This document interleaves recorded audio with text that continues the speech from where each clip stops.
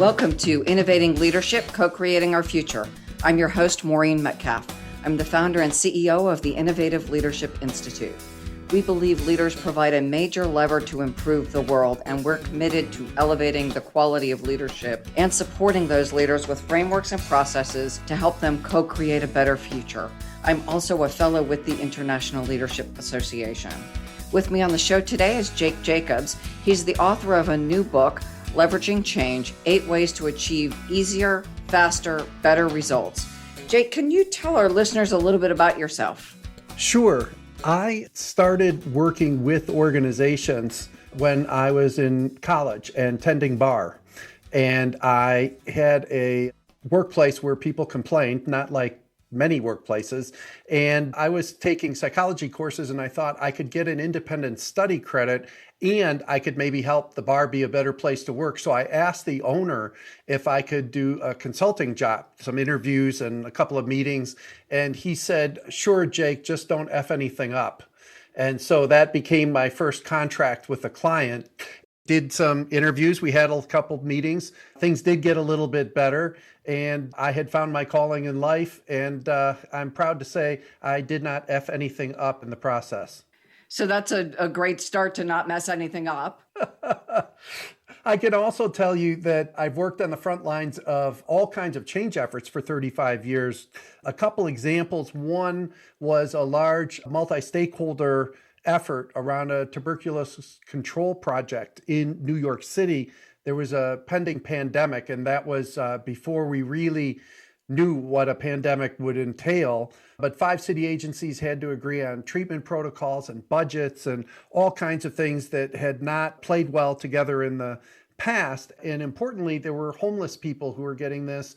And if they didn't get regular medication, they would have drug-resistant strains of TB that would show up. And so one of the things that was important were getting those treatment protocols in place. And I'm proud to say there's been an 85% decline in the last 27 years since we had that project. And last year was the lowest reported incidence of TB since they started tracking in 1897. So that's one example of a large complex effort. And then on a more specific level, an executive team in a regional transit company that needed to create a more results-oriented culture, and working with them, role negotiations, even meetings and how they got structured and handled. That's also part of the work that I do. So it's a pretty wide base of clients and situations that I find myself in. And all of them come back to that title of the book, people interested in faster, easier, better results, whatever those might be.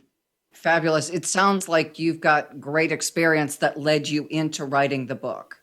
I say that what I've done is with the book is distilled 35 years of experience into these 8 smart strategic actions that people can put in place. And as we were talking before we got started, Maureen, immediately. So I'm really interested in immediate impact and have that last over time. And so putting those 2 pieces of the puzzle together is really what the core of my work is.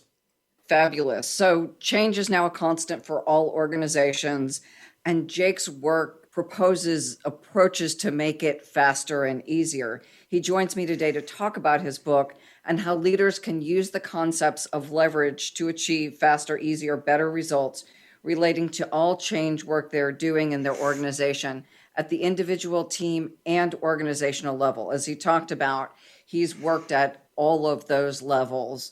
And I want to start with, I've been in the change arena as well for now decades. And it seems like we were saying the organization's ability to achieve their stated business outcomes has been significantly lower than we would anticipate. It depends on whose numbers. Between 65 and 80% of change projects don't achieve the business outcomes. The thing may happen, but it doesn't deliver the value. Can you speak a little bit about, I assume your work helps organizations get early value and sustained value? Absolutely. For me, Maureen, what I would say is it goes back to this concept of leverage. And so I define leverage as how do you get more done with fewer hassles, headaches, and problems that people usually experience when they're trying to bring about change. And that goes for any scope or scale. When the word comes up, anxiety goes up. And like you said, that number may be somewhere between 65 and 80, but it's way too high in terms of people falling short of the results. And so the concept of leverage for me goes back to Archimedes. And for your listeners who aren't familiar, he was a 3rd century BC Greek mathematician. What he was famous for saying and describing this concept of leverage was, give me a lever long enough and a fulcrum on which to place it, and single-handed I shall move the world. And so I believe that people have the opportunity to move their worlds in the arena of change by using what I've written in the book. And each of these levers deals with a common problem that people experience when they're trying to create change. And then I developed a lever to address that particular problem. So, Jake, I love the idea that you've created multiple levers and will help our listeners understand how to use those specific levers. Let's step back for a minute and talk a little bit about the overview of your change approach. So what systems, challenges, and opportunities is your leverage change approach best suited to address? Maureen, if there are listeners out there that are frustrated that the results they're achieving are too slow, too hard, or too disappointing, this is a podcast that they should be listening to. The idea of putting together some practical, proven ways to deal with these common problems, resistance to change, change fatigue, that you're overwhelmed with so much of it and it's not stopping. If they have a stalled effort, something that, got out of the starting gates and then seems to be stalled, or it could be they're still on a path to success, but it feels like slogging through mud on the way to the finish line. These are all great opportunities to apply these levers. And as simply put as I can, this faster, easier, better results is at the end of the day what it's about. And it's a very flexible approach, as you said. Individuals just looking at their calendar and seeing how they're spending their time, teams that are looking at how to improve their performance or design a meeting, or organizations that are looking at culture change or strategy implementation issues. All of these are great opportunities to pull the levers out and put them to work. And you put them to work and they'll work for you. So it sounds like both formal organizational change and also less formal business change, and you could use these levers at other places in your life as well. Absolutely. In fact, I talked to one person, Maureen, and they said, I think you have the next chicken soup for the soul here. I said, what are you talking about? And they said, have you ever used these levers with relationships? I smiled and I thought, well, maybe in my own without knowing it. And they said, if you've got a teenager and you're having issues, if you're talking about faster, easier, better results, couldn't you envision the ideal relationship that you would have with your significant other or your child, or something that's going on in the PTA or a community organization? Couldn't you apply these? And I said, well, I've got the leverage change leader and the leverage change organization in my head as the next books, but maybe the leverage change relationship is out there yet to be written. Beautiful. So why don't you walk us through the levers so we're not talking around it, but we're talking actually about your model? Because I think our listeners would love to hear more direct information. Sure. So here's the first problem that I addressed was there's too much change. And this is that change fatigue issue. And most people, when they're dealing with this situation, there's too much change. What the natural reaction is, I think, is to hunker down. It's trying to take cover and try and reduce the experience of change. It's overwhelming. How do we get away from it? I believe that what we need to do is also focus on what not to change. And often this gets overlooked in organizations. So the lever is pay attention to continuity. And if you can champion continuity, I believe, and I have found with my clients, you'll soon be celebrating successful change. The continuity means, what have we done well? What are we going to continue doing? That this notion that it feels like everything's up in the air when we're talking about change, but that's not true. It's not the reality. And so if we can pay attention to continuity, and I've had clients make lists of all the things they're going to continue doing the way they have, and where they've been overwhelmed by change and, literally slumping down in the chairs. I mean, you can tell energetically that it's not a positive experience. When they start building these lists of continuity, they do sit up more. The energy does return to the room, and they do see that there's a lot of good work they've already done, and they've already made progress towards creating that future in work that they've done that they wouldn't have paid attention to. And even when leaders send notes or they hold town hall meetings, I think it's equally important for them to talk about what's going to stay the same. And typically that's not what gets attention. People get up and they talk about change, and it becomes not only the topic of the day, but it becomes the topic of every day. And that's where I think people get exhausted, and it feels like it's a never-ending battle to get on top of it. And that's just not true. What we need is a whole picture of the situation. And part of that picture is continuity. So that's the first lever. I love that. And it sounds like part of that lever is the positive psychology piece of what are we actually doing well, not just what's not going to change because we can't, but we do some stuff really well, and we need to acknowledge that and take it as a win. Absolutely. And those are wins that you can count before you even get started. Right? But people don't pay attention to them, and they get swept under the carpet. And the worst thing that happens is that people get caught up in change and they drop the ball on the things that they've been doing well. So they don't pay attention to them, and they end up not doing as well on the things that have been strong competencies or successes in the past. And so that's another reason, you're absolutely right, why to pay attention to continuity. Also, you're right about positive psychology, that in fact, seeing these successes starts to build confidence to be able to better deal with the change in front of you. I love that. What's lever number 2? So the problem is change takes too long. There are a lot of leaders who find this challenging because they need to make changes for the marketplace, for competition, to implement new technologies.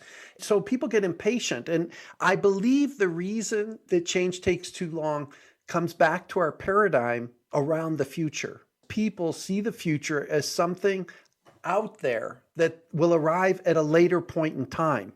It's separate from us. You can say Vision 2025 or whatever, and by definition, I think what we do is we put our mind into a place that says we'll get there in 2025.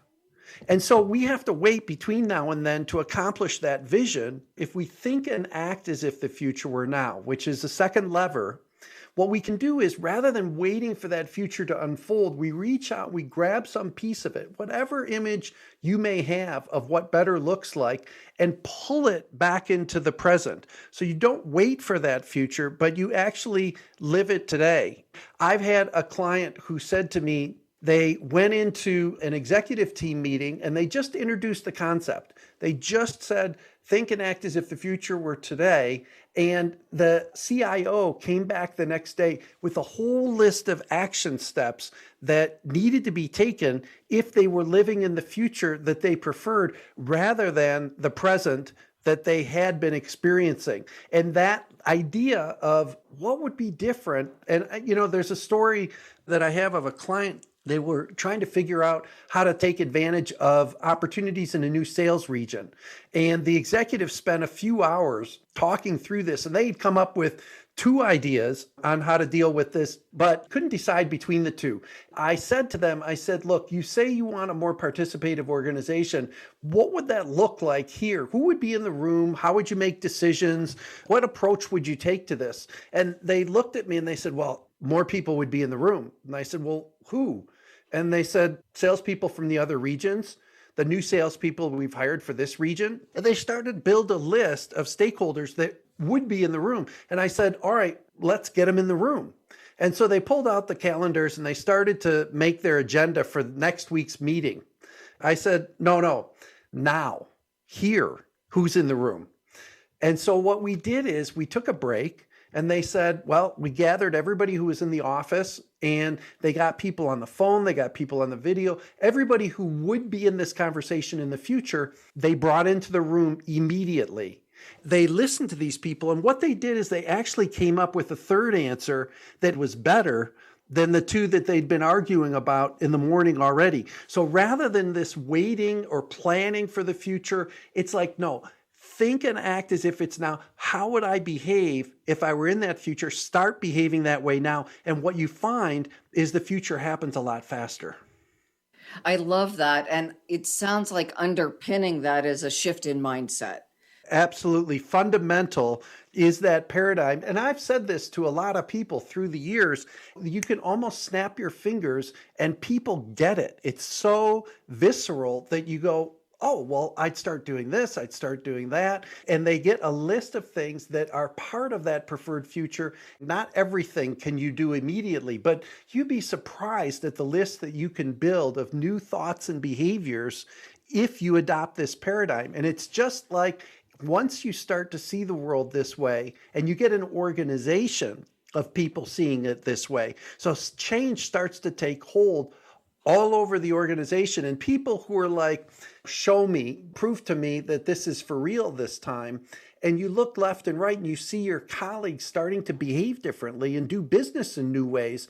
That virtuous cycle, that momentum for change starts to build throughout the organization. So you don't just get the payoff the first time around in terms of people doing business differently, but you get a second payoff when others see them doing business differently and they jump on the bandwagon.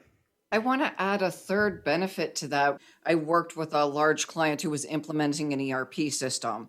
They pulled the new behaviors forward, even though the system wasn't in place, just did them by paper, not automated.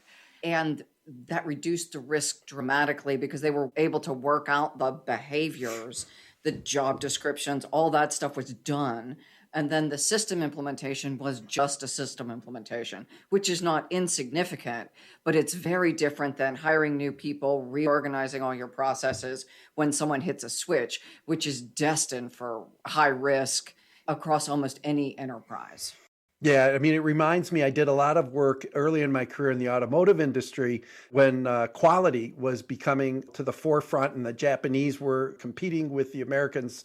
And prevent instead of find and fix was one of the slogans that became well known and well used there. And so what you're describing, I think also is the benefit. You can test things out and see how does it work and what works and what doesn't. And how do we make, I call it rapid prototyping in the book, but it's like, how can you get out there and start testing things and trying them out and finding what works, making course corrections, getting better and better each day by living in that future. It sounds like using the mindset of rapid testing, make a small change now and let it ripple through your system. Yep, absolutely. So what's the next lever?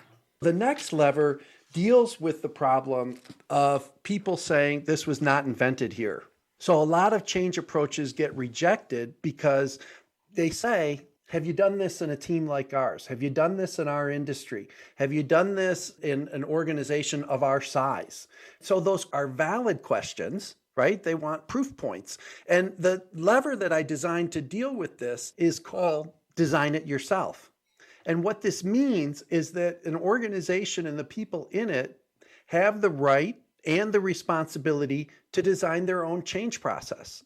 So what the purpose is of it, what the outcomes, what the roadmap, all of these things are things that get decided by the organization. And this is not to say that we're going to throw the baby out with the bathwater. There are past change efforts that organizations have had that parts of them or all of them have been successful. So we're going to leverage those, to use that word, take advantage of what's worked in the past, pay attention to continuity, and celebrate what's worked, and build that into this time around. Also, look for other best practices and other ways that you need to do business in the world of change so that you end up designing it yourself. And the ownership that comes with this is huge. We get design teams together. I'm a believer that says no two change efforts should ever look the same.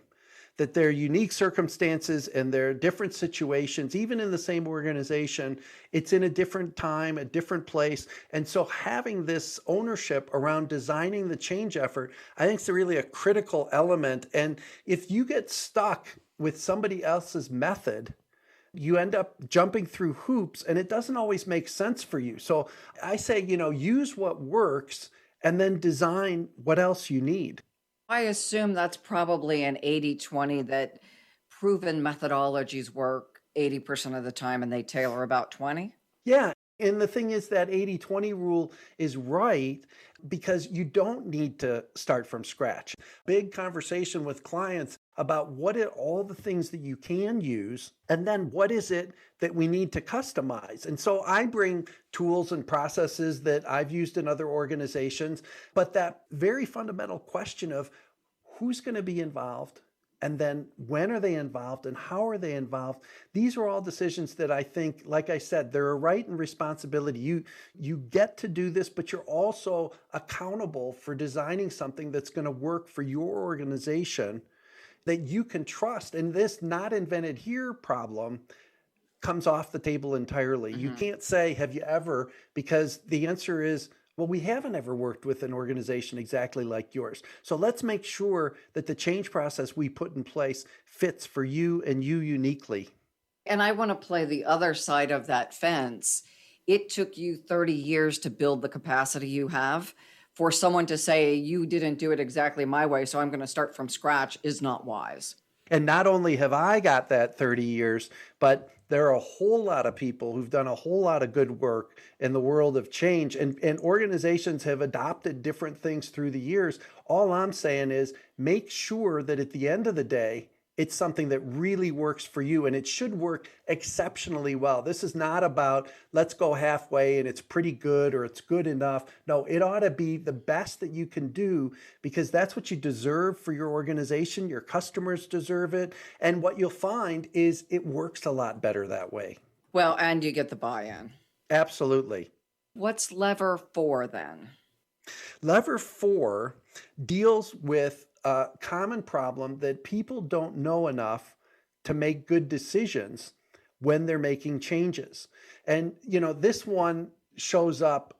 People at the top of the house look at frontline employees and say, why don't they get the strategy? I've had, CEOs say to me, I've gone over this so many times. I've sent memos out. I've had meetings. I've done videos, like all of these communication strategies to get this message out, and they still don't seem to get it.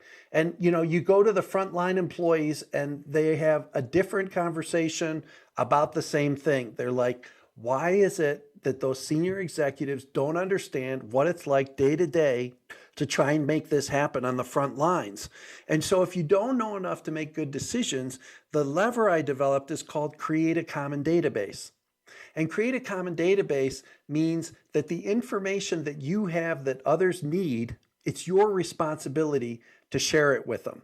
I do some videos on LinkedIn, Jake on Change, little 2-minute videos. And I did one on if you have a secret, share it. So if I know something and you're in a different function and you need that information to make a good decision, then it's my responsibility to make sure you know it. And if you don't know something, it's your responsibility to go out and find somebody who does. And so that whole notion of create a common database, that data will be different in all kinds of different situations. But the notion that we need to make uninformed decisions or we don't know enough to be smart and strategic, I think that it just doesn't have to be that way. And creating a common database, if that's in everybody's mind in an organization, and they're saying, who else needs to know what I just learned? It's a lot smarter organization, a lot more strategic, and it's going to be a lot more successful.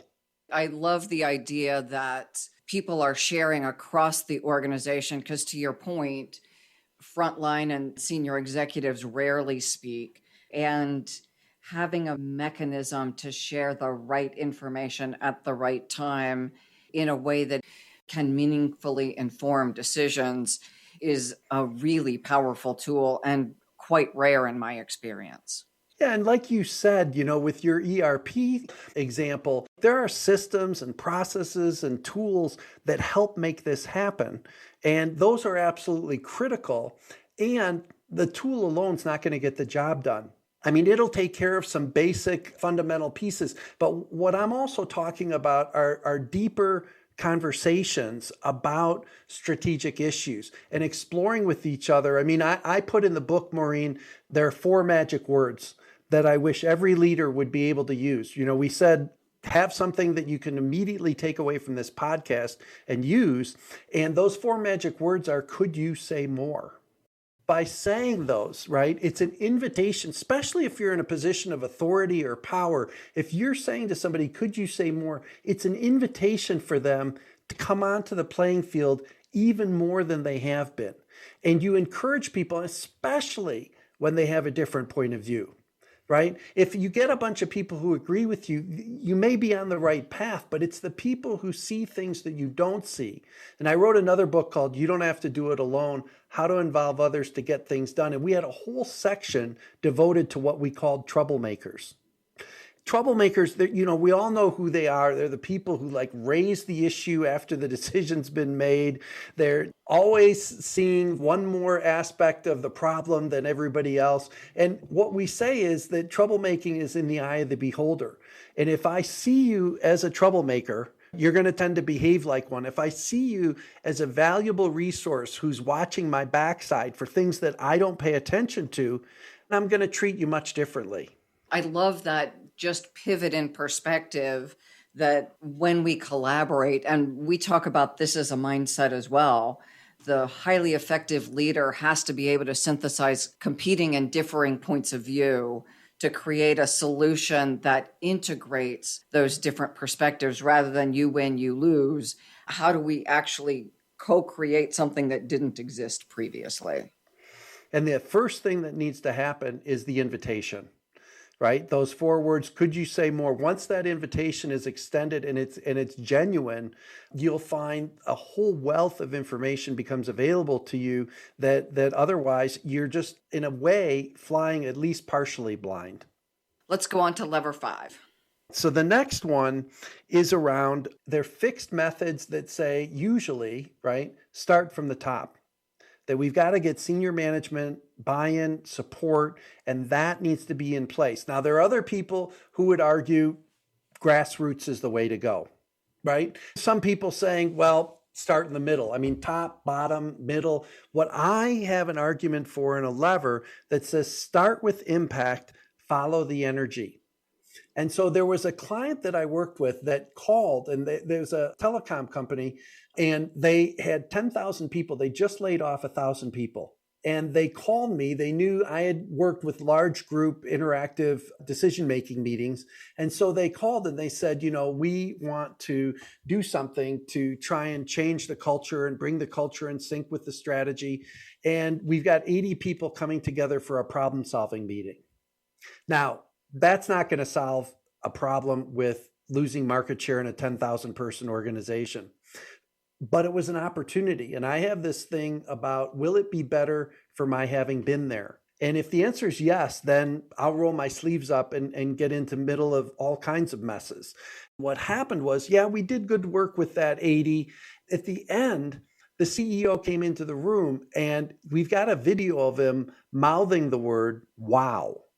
Because what happened is he saw the possibility of engaging so many people in positive and productive ways. It turned into a 2-year change effort that was written up in Business Week and Fortune and had a 500-person meeting looking at what the new strategy and vision and values needed to be. There was an 800-person interactive working session to translate that mission, vision, and values into daily operations. And so this notion of start with impact, follow the energy says, where can you make a difference? That, I believe, is the place to go do your work.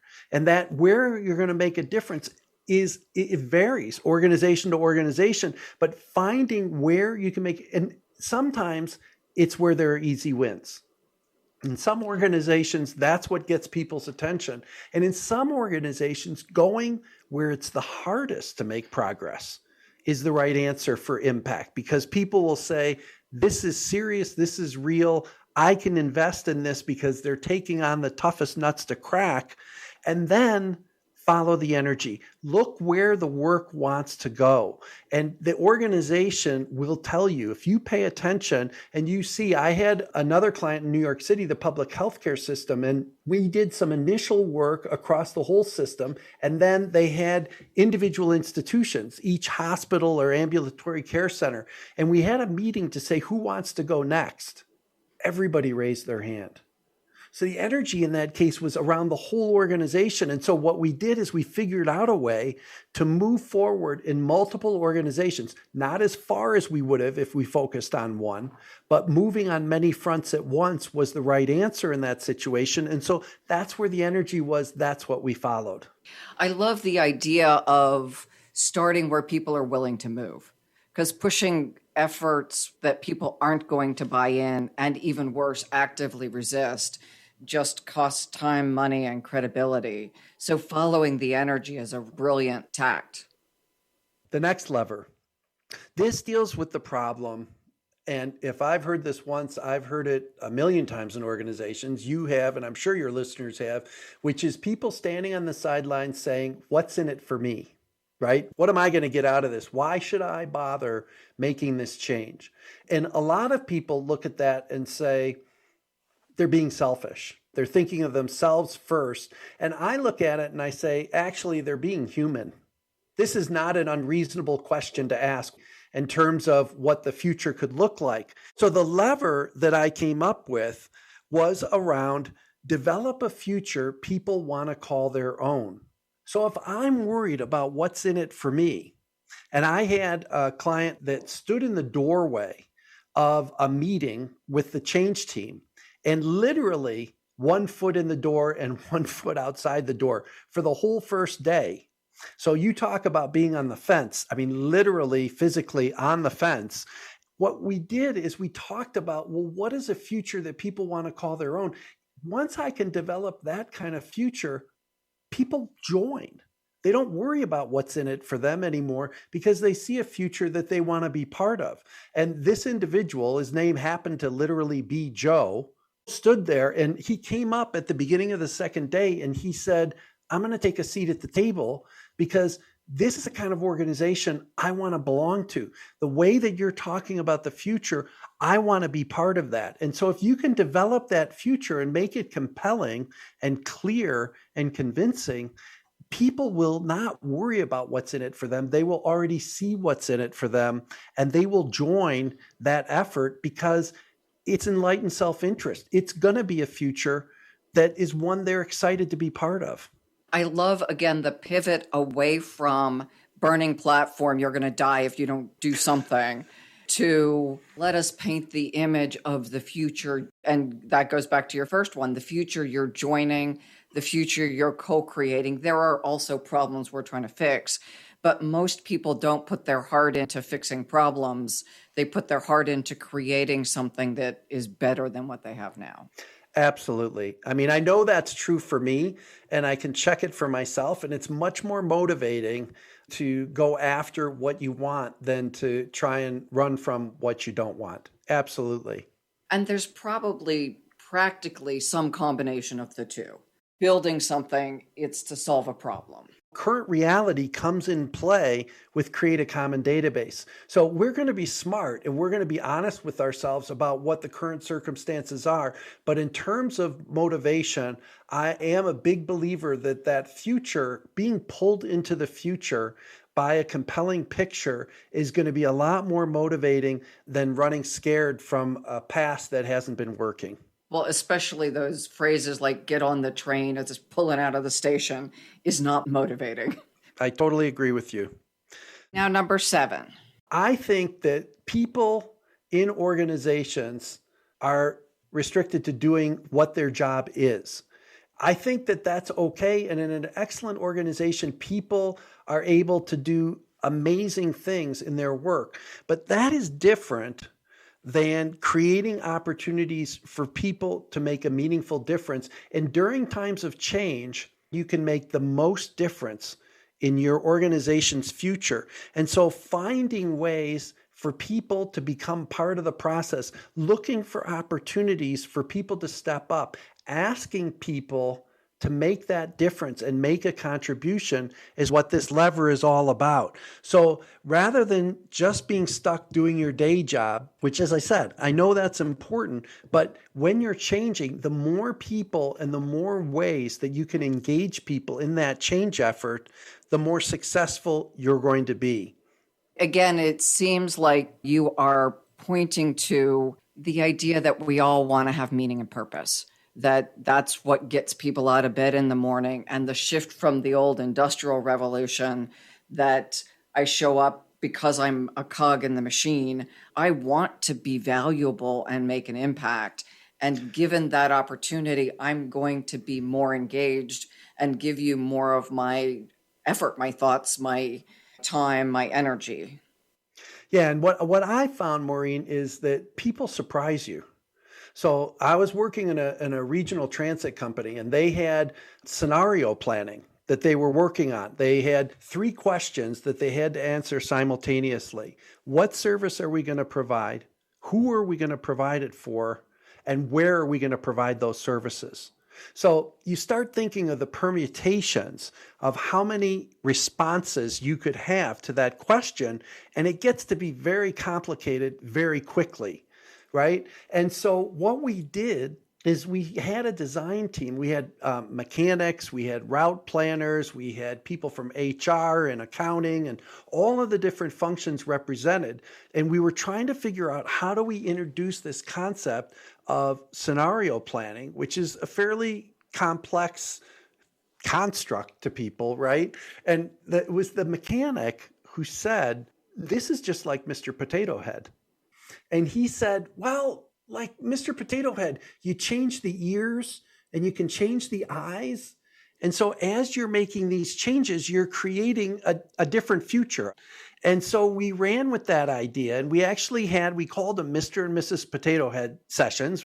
But that idea about going to something very specific and concrete that everybody can relate to and saying, look, this is just about making some changes, and you get a different answer when you make these changes. And we literally had sessions where people rotated through this war room to be able to give their best thinking in answers to those questions. And we had them come through for 90-minute sessions, and they got educated about what was happening competitively and new technologies that were coming on board and what the customer wants were. And this organization ended up getting a national award from the Transportation Board for service. Their customer satisfaction scores were in the 95% range. They had, huge success from this, but it goes back to that very fundamental thing about, hey, if that mechanic was in the room to make a difference, if we reached out and drew a circle that included him and his colleagues in this change effort, rather than saying,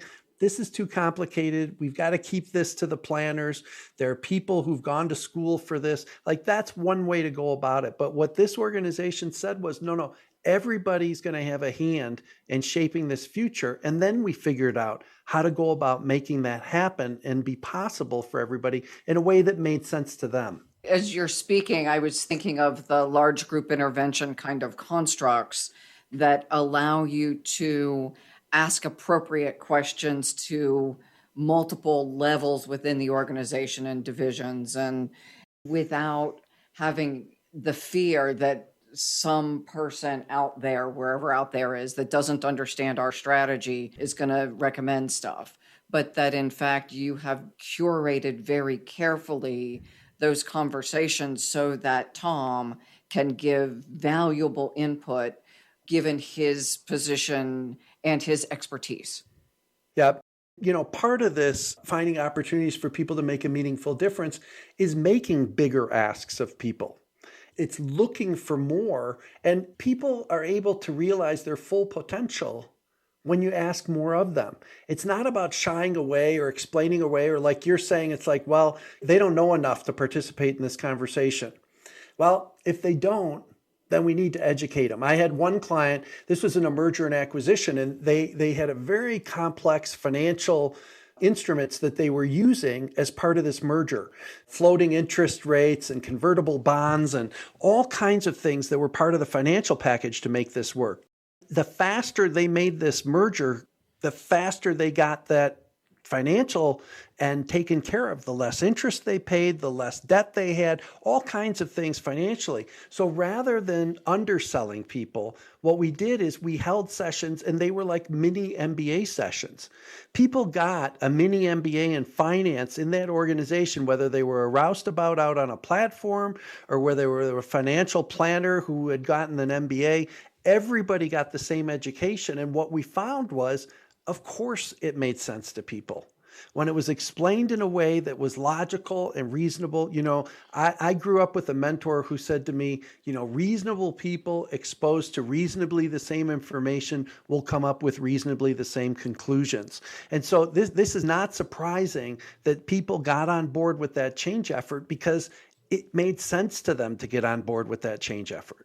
I love the idea. My partner runs a junior achievement for Ohio, and they teach fifth graders to run businesses in cities.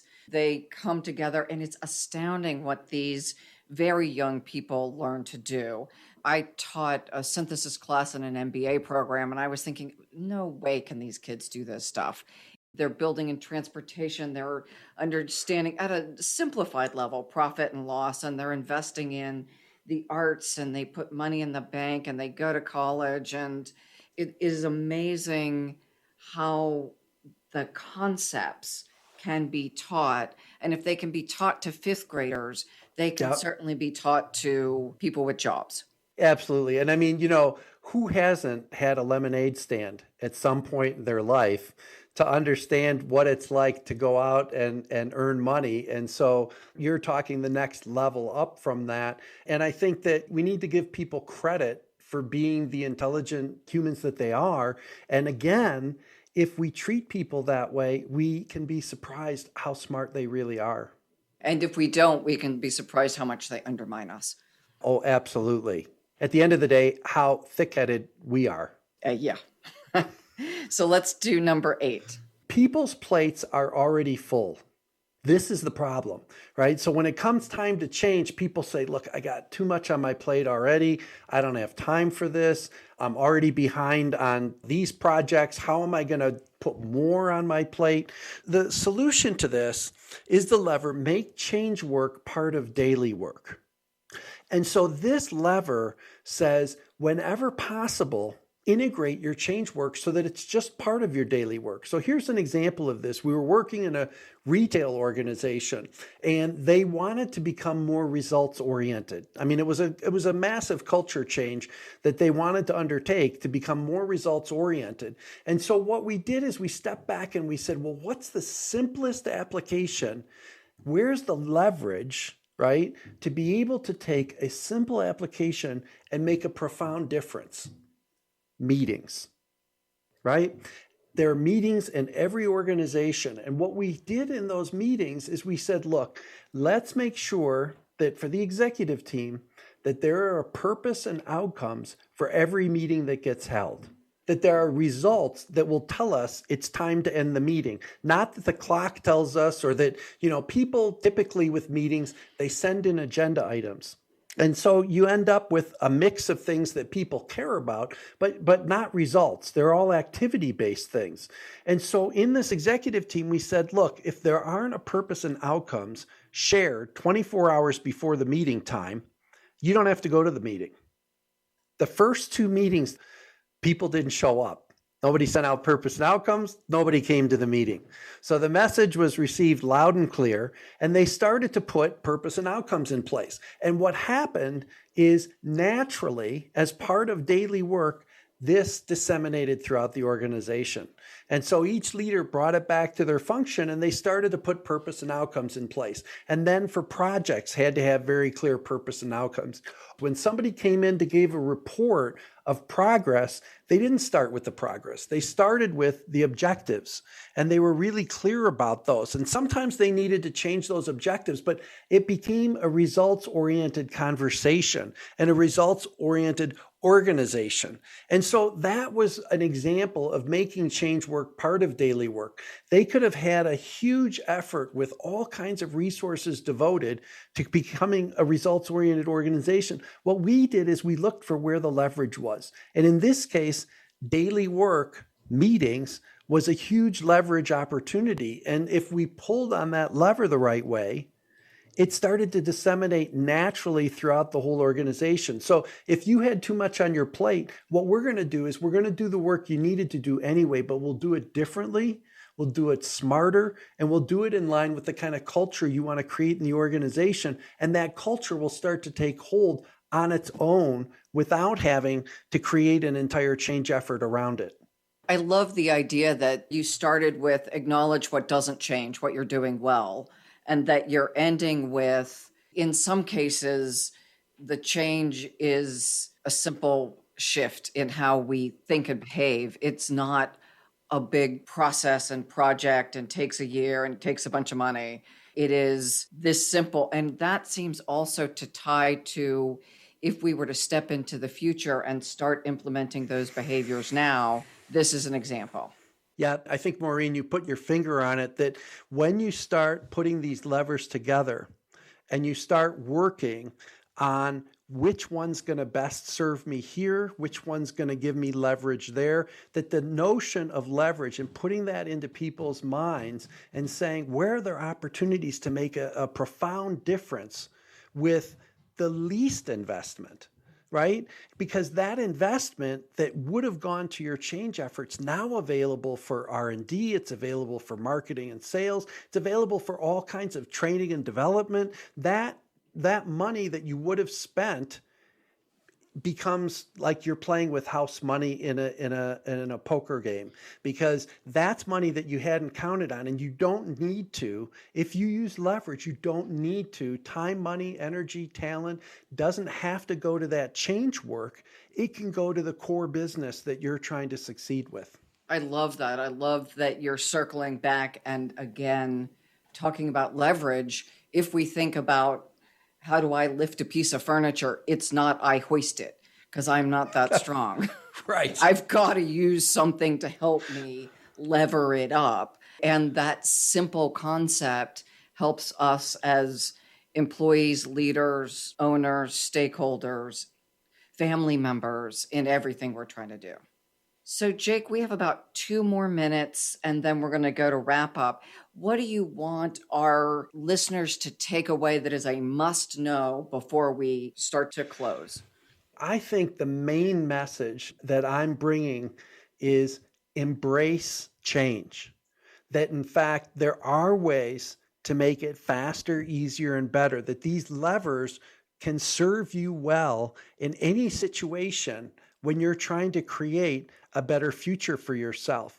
So embracing it means looking it straight in the eye and saying, where are there opportunities? Where can I get more done with fewer hassles, headaches, and problems? And by bringing these levers out and using them as tools, and again, each of them deals with a different problem.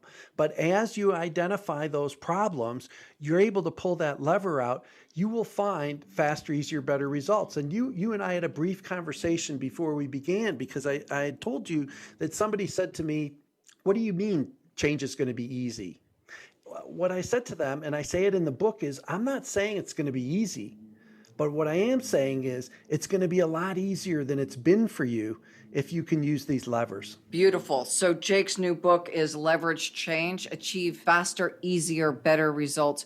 Jake, how would people connect with you, learn more about the book, buy the book? Sure. The best way is to go straight to my website, which is jakejacobsconsulting.com. And when they go there, there's a free ebook that they can download. It's called 27 Ways to Achieve Faster, Easier, Better Results Immediately.